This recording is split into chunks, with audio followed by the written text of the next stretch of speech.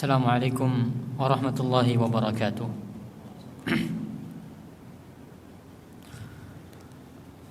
Alhamdulillahi rabbil alamin. Assalatu wassalamu ala asyrafil anbiya'i wal mursalin nabiyyina Muhammadin wa ala alihi wa sahbihi ajma'in wa man tabi'ahum bi ihsanin ila yaumiddin. Amma ba'd. Allahumma 'allimna ma yanfa'una wanfa'na bima 'allamtana wa zidna ilma. Ikhwani fillah wa akhwati fiddin, para hadirin dan hadirat, para pemirsa di manapun anda berada, rahimani wa rahimakumullahu jami'an. Sampai kita kepada hadis nomor 32 dari 40 hadis karya Al-Ustaz Abdul Hakim bin Amir Abdad tentang prinsip dan manhaj dalam beragama. Langsung saja kita akan membaca hadis 32 dan akan mengambil banyak pelajaran dari hadis ini. Salah satu hadis yang paling utama terkhusus dalam pembahasan tauhid dan juga dalam hal pembahasan fikih dakwah. Hadis yang banyak dihafal oleh para penuntut ilmu, yaitu hadis yang diberi judul oleh penulis di sini tauhid yang pertama kali. Ya, tauhid yang pertama kali. Konteks utamanya hadis ini berbicara tentang prioritas dalam dakwah. Namun ini juga bisa memberikan pelajaran kepada kita tentang prioritas kita dalam belajar. Ya, sesuatu yang diprioritaskan dalam dakwah artinya harus juga menjadi prioritas kita dalam kita belajar. Materi apa yang harus diprioritaskan dalam dakwah, artinya materi itulah yang pertama kali harus kita pelajari. Maka langsung saja kita baca. An Ibni Abbasin radhiyallahu anhuma an Muaz ibni Jabal. Diriwayatkan oleh Abdullah bin Abbas dari Muaz bin Jabal. Artinya sahabat meriwayatkan dari sahabat. Ya, ini biasa. Terkadang dalam satu sanad, satu rantai periwayatan itu ada beberapa sahabat yang meriwayatkan. Para sahabat mereka saling meriwayatkan hadis. Ya, para sahabat mereka saling meriwayatkan hadis. Maka ini contohnya sahabat Ibnu Abbas meriwayatkan dari Muaz bin Jabal. Dia berkata, kata Muaz bin Jabal, ba'asani Rasulullah sallallahu alaihi wasallam ila al-Yaman. Rasulullah sallallahu alaihi wasallam mengutusku ke negeri Yaman. Maka sebelum kita lanjutkan membaca hadisnya, kita pelajari terlebih dahulu konteks hadis ini. Kejadian ini diperselisihkan oleh para ulama tentang tahunnya. Apakah itu tahun ke-8, 9, ataukah tahun 10? Sebagian ulama menguatkan, semacam Syekh Muhammad bin Shalih Al-Utsaimin menguatkan pendapat bahwasanya kejadian ini pada tahun 10 Hijriah.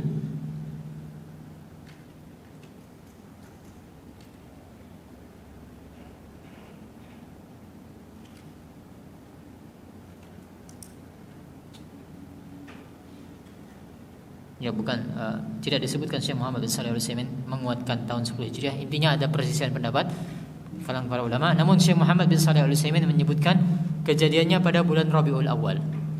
Ya, Rabiul Awal, entah itu tahun 8, 9 atau 10 Hijriah. Artinya di akhir-akhir hayat Nabi sallallahu alaihi wasallam. Maka Nabi mengutus Muaz bin Jabal untuk berdakwah di negeri Yaman bersama sahabat Abu Musa Al-Asy'ari. 2 orang dikirim oleh Nabi, delegasi untuk berdakwah ke negeri Yaman. Maka yang pertama perlu kita ketahui, Nabi SAW selain beliau berpesan kepada Muaz bin Jabal dengan pesan yang nanti akan kita baca, ya, sebelum Muaz berangkat, Nabi titip pesan. Selain pesan yang akan kita baca nanti, Nabi SAW juga mengatakan kepada Muaz, tentang pesan perpisahan beliau.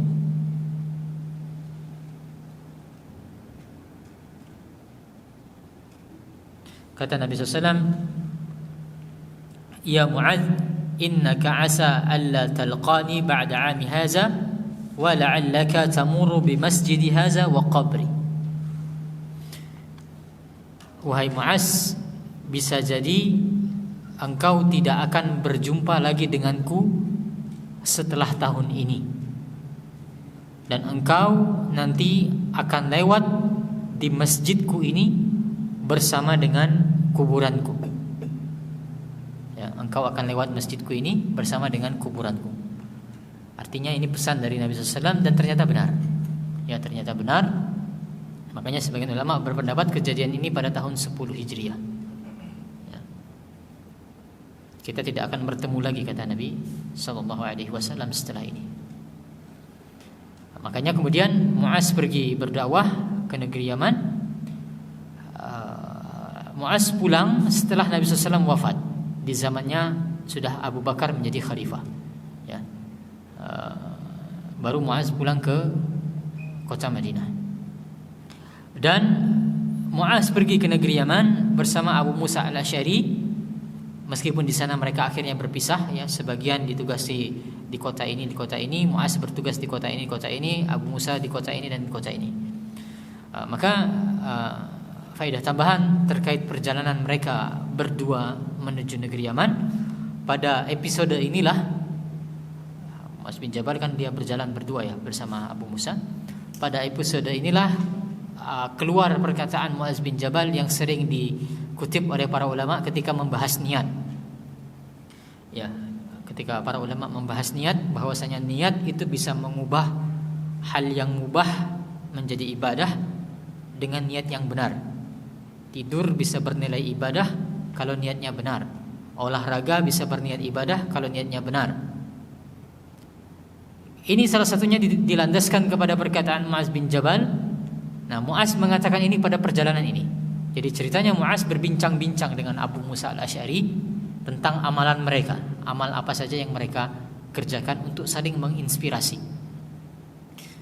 Abu Musa menceritakan tentang kebiasaan dia membaca Al-Quran. Memang Abu Musa al-Asy'ari terkenal dengan suaranya yang indah. Ya. Dia diberikan keindahan suara seperti keindahan suaranya Daud. Maka amalan dari sahabat Abu Musa al-Asy'ari adalah bacaan Al-Quran. Nah, adapun Mu'adz menjawab kepada Abu Musa, kata Mu'adz, "Ama ana fa anamu wa aqumu wa arju fi qaumati ma arju wa arju fi naumati ma arju fi qaumati." Kata Mu'adz bin Jabal, adapun amal saya, kata Mu'adz, saya itu tidur dan saya sholat malam. Saya tidur dan saya juga sholat malam. Dan saya berharap pahala dari tidur saya sebagaimana saya berharap pahala dari sholat malam saya. Ya, maksudnya apa? Dia berharap pahala dari tidurnya karena ketika dia tidur dia berniat, ya Allah, saya tidur supaya saya bisa bangun nanti malam. Saya istirahat, mau bangun nanti malam, menghidupkan malam dengan ibadah, melakukan qiyamul lail. Makanya sholatnya kemudian bisa bernilai, tidurnya bisa bernilai ibadah. Nah, maka cerita ini terjadi perjalanan mereka dari Madinah menuju negeri Yaman. Nah, maka Nabi SAW sebelum Mu'adz bin Jabal berangkat ke negeri Yaman, Nabi berpesan. Pesan inilah yang kemudian menjadi pelajaran utama kita. Kata Nabi SAW, "Innaka ta'ti qauman min ahlil kitab." Wahai Mu'adz, sesungguhnya engkau akan mendatangi suatu kaum dari kalangan ahli kitab. Siapa itu ahli kitab? Sudah kita bahas, Yahudi dan Nasrani. Yahudi diberikan kitab berupa Taurat, Nasrani diberikan kitab berupa Injil. Makanya mereka disebutkan sebagai ahlul kitab karena mereka diberikan kitab oleh Allah Subhanahu wa taala. Apa maksudnya Nabi menyebutkan kepada Mu'adz bin Jabal, engkau akan mendatangi ahlul kitab? Maksudnya mereka adalah orang-orang yang berilmu, bersiap-siap menghadapi ahlul kitab. Mereka punya ilmu. Mereka membaca kitab, mempelajari kitab mereka, artinya mereka punya ilmu. Lalu kata Nabi SAW, fad'uhum ila syahadati an la ilaha illallah wa anni rasulullah. Lihat, ini prioritas dakwah yang pertama. Ketika sudah sampai kepada mereka, yang pertama kali kata Nabi SAW, dakwahilah mereka agar mereka mau bersyahadat asyhadu an la ilaha illallah wa anna muhammadar rasulullah. Agar mereka mau bersyahadat atau bersaksi bahwasanya tidak ada ilah yang berhak disembah kecuali Allah dan bahwasanya Muhammad adalah utusan Allah. Ini prioritas dakwah yang pertama. Fa inhum ata'u lidzalika, lalu kata Nabi SAW, kalau mereka telah mentaatimu dalam hal tersebut, fa'alimhum anna Allah iftarada 'alaihim 5 shalawatin fi kulli yaumin wa lailah. Kalau mereka telah mentaatimu dalam hal itu, ajarkan kepada mereka bahwasanya Allah telah mewajibkan kepada mereka salat 5 waktu sehari semalam. Maka salat yang wajib itu hanya 5 kali sehari semalam. Meskipun ada sebagian ulama yang berpendapat salat yang wajib itu tidak hanya 5 waktu. Siapa ulamanya yang berpendapat salat tidak 5 waktu? Ya. Mazhab Hanafi berpendapat bahwasanya salat tahiyatul masjid hukumnya wajib. Sehingga salat wajib tidak hanya salat yang 5 kali, tapi ditambah 1 salat tahiyatul masjid. Meskipun ini by case, orang masuk masjid baru dia wajib salat tahiyatul masjid. Ya. Namun ini pendapat yang lemah. Pendapat yang lebih kuat adalah salat tahiyatul masjid adalah sunnah muakkadah, hampir wajib, tidak sampai wajib, sangat ditekankan. Salah satu dalilnya adalah Nabi SAW menyebutkan salat yang wajib hanya yang 5. Yang tidak disebutkan oleh Nabi adalah 6 plus 1 salat tahiyatul masjid misalnya, tidak. Maka dalilnya menyebutkan secara tegas salat yang wajib hanya 5.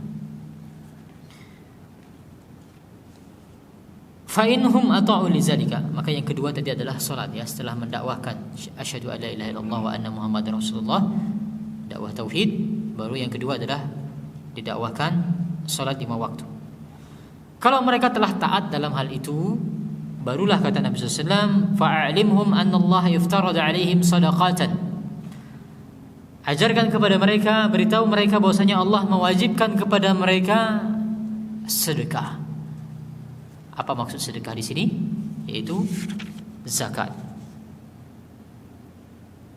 Ya, maka zakat di dalam hadis dan juga di dalam Al-Quran disebut sebagai sedekah di sebagian tempat. Tu'khazu min aghniyaihim faturaddu fi 'ala fuqaraihim. Yang zakat tersebut diambil dari orang-orang kaya mereka dan diberikan lagi kepada orang-orang miskin di antara mereka.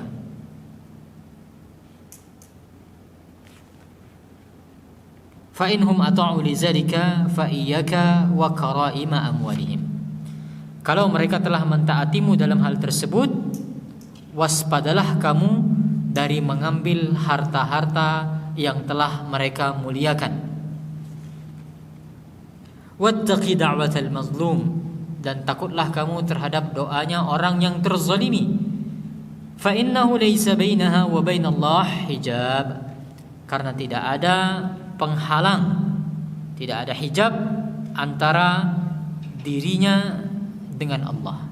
Artinya doa orang yang terzalimi pasti dikabulkan oleh Allah Subhanahu wa taala. Hadis ini hadis sahih, diriwayatkan oleh Imam Bukhari dan Imam Muslim. Dalam riwayat lain ada lafaz tambahan,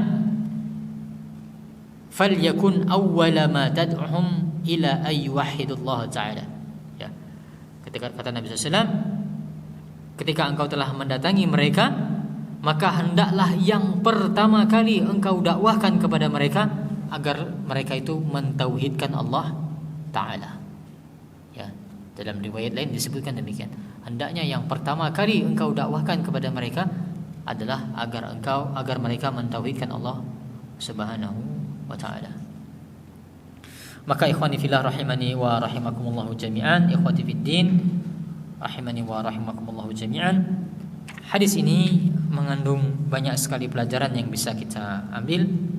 Para ulama mereka mensyarah hadis ini dengan syarah-syarah yang panjang, menyebutkan faedah-faedah yang banyak yang akan kita sebutkan beberapa di antaranya pada pertemuan kali ini. Pelajaran utamanya dari hadis ini adalah sebagaimana judul pengajian kita dan juga judul hadis yang diberikan oleh penulis tentang tauhid awalan. Tauhid adalah yang pertama kali dalam hal dakwah dan juga dalam hal prioritas kita dalam belajar. Lihat Nabi SAW mengutus delegasi Mu'az bin Jabal untuk berdakwah kepada orang-orang kafir dari kalangan ahlul kitab. Ya, berdakwah kepada ahlul kitab. Tentu Nabi SAW memberikan yang terbaik, arahan yang terbaik tentunya diberikan oleh Nabi SAW. Ya. Tentunya juga beliau memprioritaskan apa yang paling penting yang untuk disampaikan. Nah, itulah dia yang terangkum dalam wasiat Nabi kepada Mu'az bin Jabal. Dalam riwayat Muslim tadi disebutkan, atau riwayat Bukhari, hendaknya yang pertama kali engkau dakwahkan kepada mereka adalah agar mereka mentauhidkan Allah Subhanahu wa taala. Maka prioritas dakwah kita adalah dakwah tauhid. Maka beruntunglah Anda kalau Anda sudah berada di majlis-majlis, sudah belajar kepada ustadz-ustadz, sudah berkumpul dalam program-program yang mengutamakan tauhid dalam program dakwahnya tersebut. Bersyukur kepada Allah telah dipertemukan dengan dakwah tersebut, karena ini salah satu tanda dakwah yang benar, dakwah yang mengikuti jalan Nabi SAW, metode Nabi SAW dalam berdakwah, yaitu dakwah yang memprioritaskan tauhid. Karena banyak orang-orang salah prioritas dalam dakwahnya.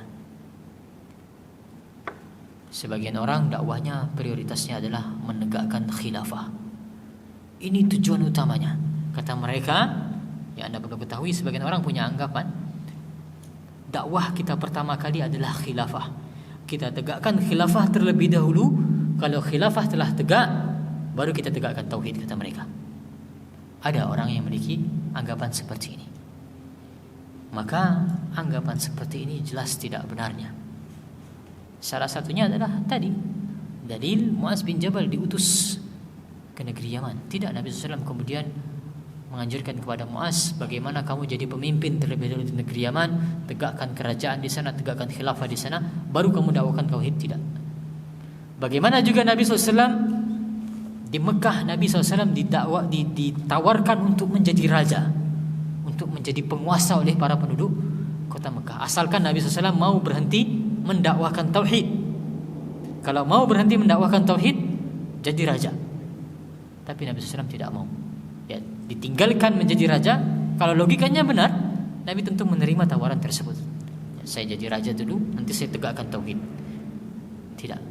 Tapi Nabi SAW tetap memprioritaskan dakwah tauhid terlebih dahulu.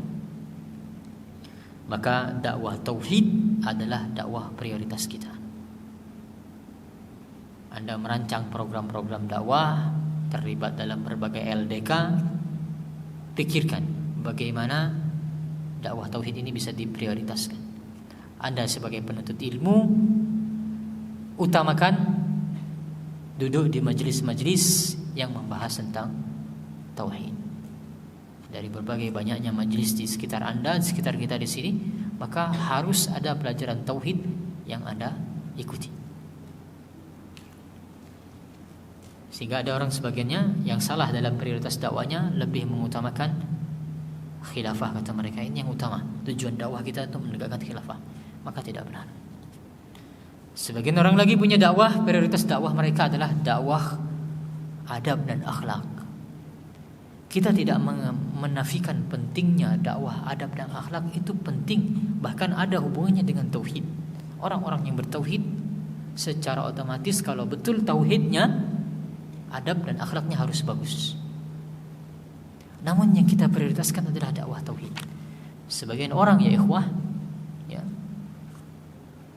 isi materi dakwahnya masya Allah, adab akhlak bagus.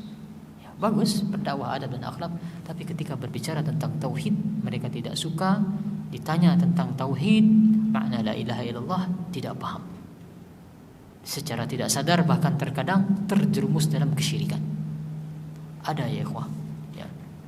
Makanya orang yang prioritas dakwahnya ini adalah adab dan akhlak, itu memang manusia mudah untuk tertarik kepadanya. Ya, karena memang adab mereka bagus, akhlak mereka bagus, lembut. Namun mereka juga punya kekeliruan, tidak memprioritaskan dakwah tauhid. Mana tauhid, mana syirik, mereka tidak paham. Ya, sekali lagi kita tidak menafikan dakwah adab dan akhlak itu penting. Ya, ada hubungannya dengan tauhid, tapi kita berbicara tentang skala prioritas. Maka ini pelajaran utamanya. Nabi SAW tadi menasihatkan yang pertama, kata Nabi SAW, dakwakan tauhid. Lalu yang kedua, setelah mereka mau bersyahadat, baru diajarkan sholat yang 5 waktu. Lalu setelah itu kalau mereka mau sholat 5 waktu, baru mereka diperintahkan untuk membayar zakat.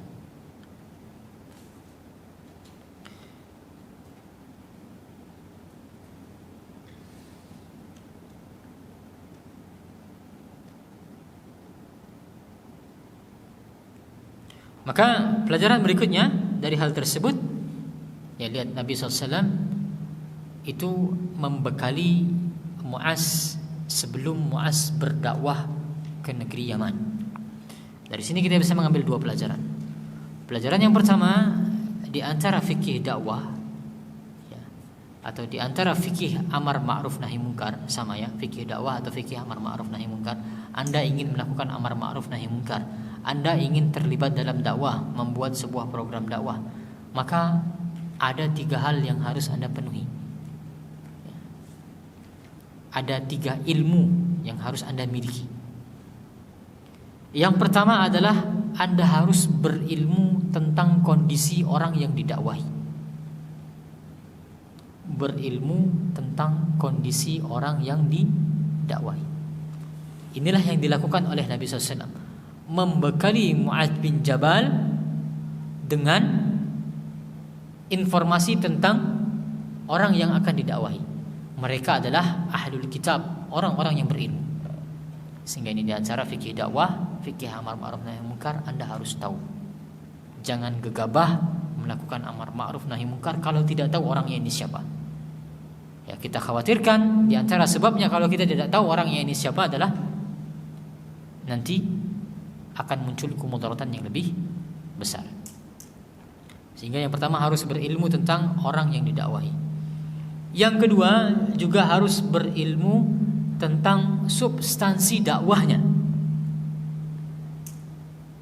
Ya, harus berilmu tentang substansi dakwah. Harus menguasai apa yang didakwahkan. Ini juga pesan Nabi SAW kepada Mu'adz bin Jabal. Diajarkan substansi dakwah yang mana yang harus diprioritaskan. Maka ini ilmu yang kedua, harus berilmu tentang substansi dakwah atau substansi amar ma'ruf nahi munkar. Ya, tidak boleh Anda mengingkari sebuah perbuatan misalnya, tapi Anda tidak berilmu tentang hal tersebut. Ya, tahunya cuma pernah mendengar katanya seperti itu, tidak boleh. Tidak tahu secara pasti, secara qat'i.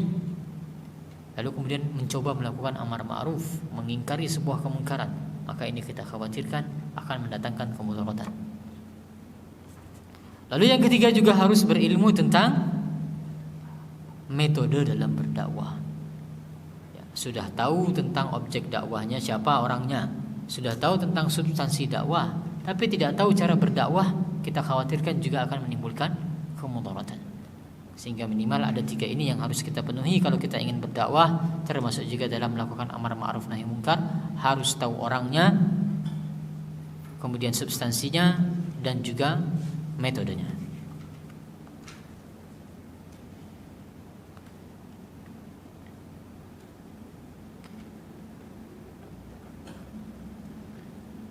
Kemudian pelajaran berikutnya,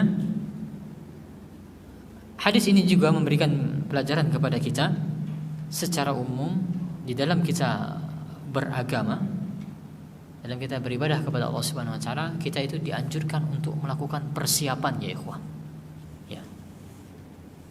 Dianjurkan untuk melakukan persiapan. Salah satu dalilnya adalah hadis ini. Mu'adz bin Jabal ada persiapannya, dibantu oleh Nabi SAW sebelum berdakwah, dipersiapkan terlebih dahulu. Ada proses, ada usaha persiapan. Dalil lainnya adalah Nabi SAW bersabda,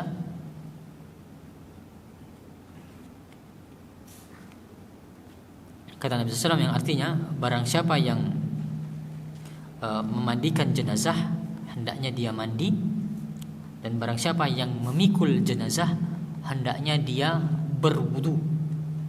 Falyatawadda, hendaknya dia berwudu. Nah, kata Syekh Muhammad bin Shalih Al-Utsaimin menjelaskan hadis tersebut, maksudnya orang yang memikul jenazah hendaknya dia berwudu. Maksudnya adalah sebelum dia memikul jenazah, hendaknya dia berwudu terlebih dahulu, karena setelah itu dia akan disibukkan dengan pengurusan jenazah.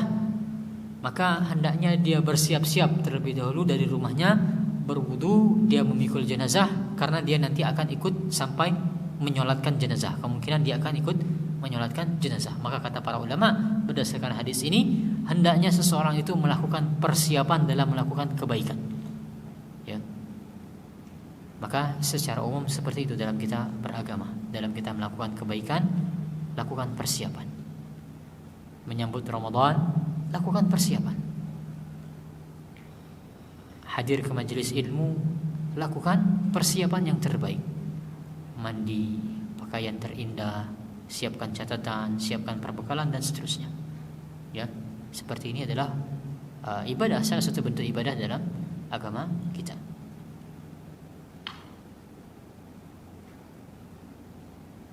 Kemudian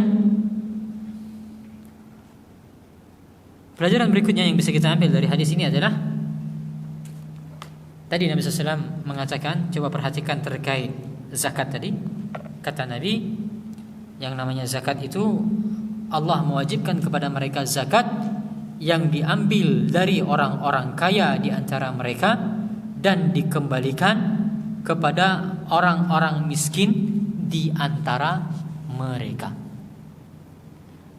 Sehingga pada asalnya yang namanya zakat itu didistribusikan di daerah yang sama.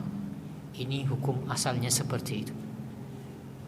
Kalau tidak ada pertimbangan lain dalam hal kebutuhan, misalnya sama, daerah sana sama daerah sini sama-sama membutuhkan, luar negeri sama dalam negeri sama-sama membutuhkan, maka dalam kondisi seperti ini zakat itu harus diprioritaskan di tempat yang sama. Karena kata Nabi SAW, didistribusikan di kalangan orang-orang miskin sesama mereka. Ya.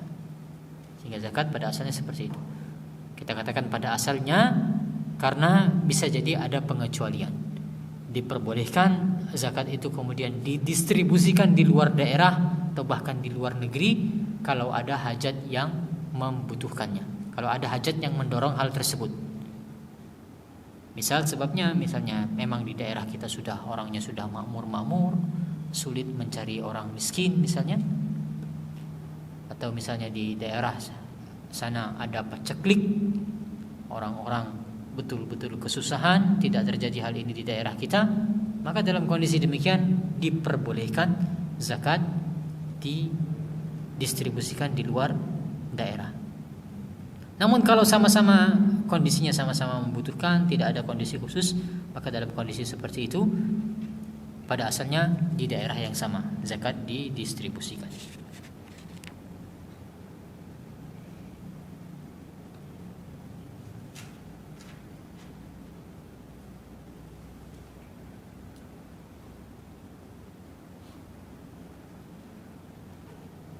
Kemudian pelajaran yang berikutnya, tadi kata Nabi SAW, ittaqi da'watal mazlum, berhati-hatilah terhadap doa orang yang terzalimi.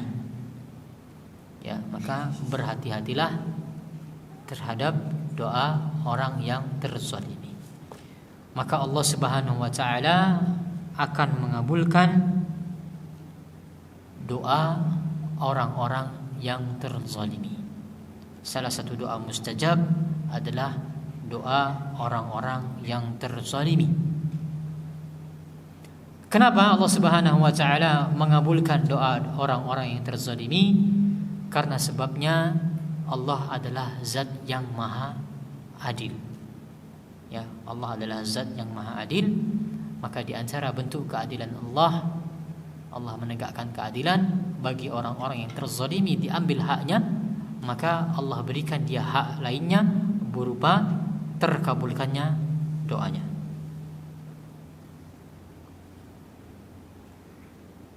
Bahkan perlu kita ketahui, ya, meskipun orang yang terzalimi itu adalah orang kafir, ya, sehingga kita juga harus hati-hati.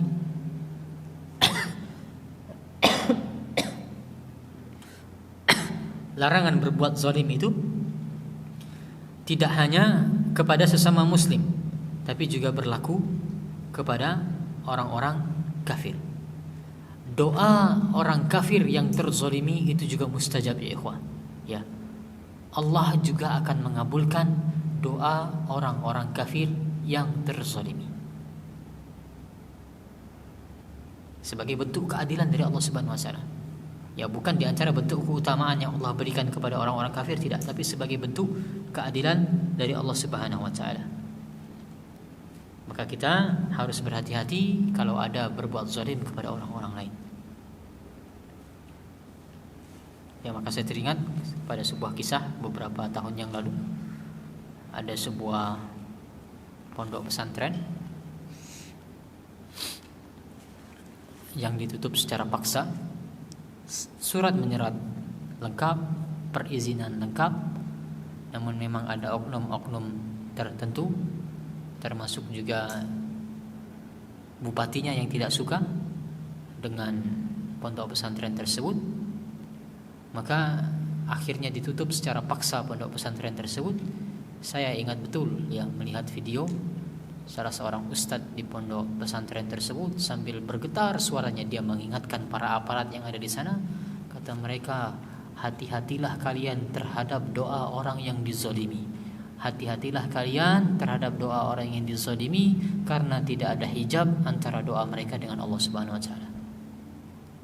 Ya, sambil pondok pesantren itu ditutup secara paksa. Kalau saya tidak salah, kalau tidak besoknya, lusanya, kemudian bupati di tempat itu yang menerbitkan izin bahwasanya pondok pesantren tersebut harus ditutup meninggal. Ya, langsung kontan besoknya. Maka hati-hati kita terhadap doa orang-orang yang terzalimi, hatta itu orang kafir. Dan wallahu alam, yang saya pahami terkait doanya orang yang terzalimi ini, doanya itu tidak umum ya ikhwah ya, dalam artian Anda dizalimi misalnya, lalu Anda dalam posisi terzalimi, doa Anda mustajab. Doa yang mustajab itu adalah doa untuk orang yang menzalimi diri Anda. Tidak kemudian doanya itu doa secara umum.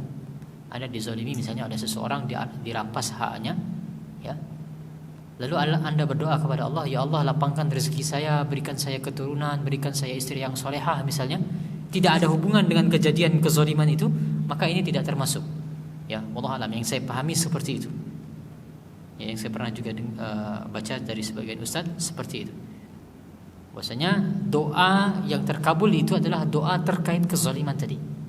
Misalnya Anda ingin orang tersebut dibuat sakit, ya misalnya ya Allah timpakan musibah kepadanya karena dia telah menzalimi saya, misalnya seperti itu. Ini yang mustajab itu. Kemudian dalam hadis ini juga kita bisa mengambil pelajaran bahwasanya seseorang itu diperbolehkan untuk membalas kezaliman orang lain. Ya, makanya kita sebutkan doa yang mustajab itu adalah doa untuk membalas kepada orang yang zalim itu. Doa untuk membalas kepada orang yang zalim itu. Maka diperbolehkan untuk membalas kezaliman seseorang, hukumnya boleh. Anda tidak berdosa. Namun yang perlu kita ingatkan juga, tidak boleh seseorang itu membalas kezaliman dengan sesuatu kezaliman. Zalim dibalas zalim itu tidak boleh. Ya, yang boleh itu adalah zalim lalu dibalas dengan yang setimpal. Ini kita tidak berbuat zalim, dibalas dengan yang setimpal itu tidak berbuat zalim. Tapi kalau Anda membalas dengan sesuatu yang lebih, Anda artinya juga sudah berbuat zalim. Sehingga poinnya adalah tidak boleh membalas dengan sesuatu yang lebih. Makanya pernah kejadian di zaman Nabi SAW, Nabi sedang duduk bersama Aisyah. Kebiasaan orang Yahudi itu memang mereka suka ngetrik ya. Mereka membuat trik di hadapan Rasulullah SAW, seakan-akan mereka mengucapkan salam, tapi bukan salam yang diucapkan. Mereka mengucapkan Assalamualaikum, seperti mengucapkan Assalamualaikum, tapi yang diucapkan adalah Assalamualaikum. Assamu maksudnya adalah kecelakaan bagimu. Kecelakaan bagimu diucapkan kepada Nabi SAW dan kepada Aisyah. Maka kata Aisyah, fafahimtuha, aku paham trik mereka itu, aku paham. Maka aku balas, kata Aisyah, wa'alaikumussamu wa la'nah, kecelakaan pula bagi kalian ditambah dengan laknat Allah. Maka Nabi SAW mendengar Aisyah yang naik emosinya dan membalas dengan ucapan seperti itu. Kata Nabi SAW, mahlan ya Aisyah, sabar wahai Aisyah, sabar, sesungguhnya kelemah lembutan tidaklah mendatangkan kecuali kebaikan. Lalu kata Aisyah, wahai Rasulullah, tidakkah engkau mendengar apa yang mereka ucapkan? Kata Nabi SAW, aku mendengar dan aku sudah mengucapkan wa'alaikum, bagi kalian pula kecelakaan tersebut. Tidak ditambah laknat oleh Nabi SAW. Karena kalau ditambah laknat, ini artinya membalas dengan sesuatu yang lebih. Ya, makanya Aisyah ketika mengucapkan Assalamu wa'alaikumussamu wa la'nah, bagi kalian pula kecelakaan ditambah dengan laknat Allah, diingkari oleh Nabi kita Muhammad sallallahu alaihi wasallam. Sehingga poinnya adalah membalas kezaliman diperbolehkan asalkan dengan sesuatu yang setimpal.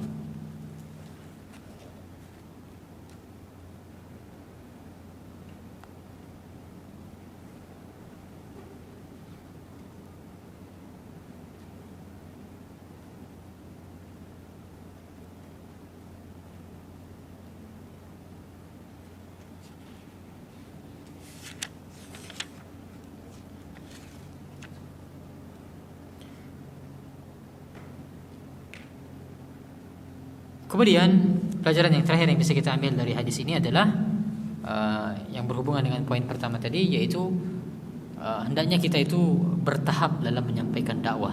Dimulai dari yang paling penting, lalu yang di bawahnya, lalu yang di bawahnya. Ya, tidak harus dakwah itu harus plek semuanya langsung dijabarkan semua, tidak. Tapi dimulai dari yang terpenting, kemudian yang di bawahnya. Lihat bagaimana Nabi SAW tadi mengatakan secara bertahap. Syahadat dulu, tauhid dulu. Kalau sudah ditauhidkan, Allah Subhanahu wa taala sudah ditauhidkan, baru salat. Kalau sudah salat, baru zakat. Artinya secara bertahap. Maka tidak benar juga sikap sebagian orang ketika ada seorang mu'alaf baru masuk Islam, langsung dicekoki dengan banyak ajaran. Ya, diajarkan salat, langsung diperintahkan untuk berpuasa ketika bulan Ramadan misalnya. Hal-hal yang memberatkan bagi dia, termasuk bagi kebanyakan orang, hal yang paling berat itu adalah bagi mualaf itu adalah disuruh untuk khitan. Ya, sunat itu bagi mereka sangat mengerikan. Ya, terkhusus yang saya dapati adalah di luar negeri, orang-orang kafir yang tidak terbiasa dengan khitan. Ini bahkan di banyak kasus membuat orang lari. Ya, khitan. Baru hari pertama ngobrol masuk Islam langsung diberikan arahan, kamu khitan di sana. Apa itu khitan? Ya, seperti ini dan seperti itu. Ya, membuat mereka kemudian takut dan lari. Ya, maka kata para ulama, ya mereka memang tetap wajib untuk khitan karena pendapat yang lebih kuat adalah wajib. Namun boleh diakhirkan. Kuatkan iman dia terlebih dahulu, kuatkan tauhid dia terlebih dahulu. Pahamkan dia salat terlebih dahulu. Pahamkan perkara-perkara yang penting terlebih dahulu. Kalau sudah ini baru nanti bahas masalah khitan. Tidak harus pada hari pertama. Ya. Sehingga poinnya adalah hendaknya ketika kita menyampaikan dakwah itu diprioritaskan mana yang paling penting, lalu yang di bawahnya, lalu yang di bawahnya. Wallahu ta'ala alam, itu yang bisa saya sampaikan pada kesempatan kali ini.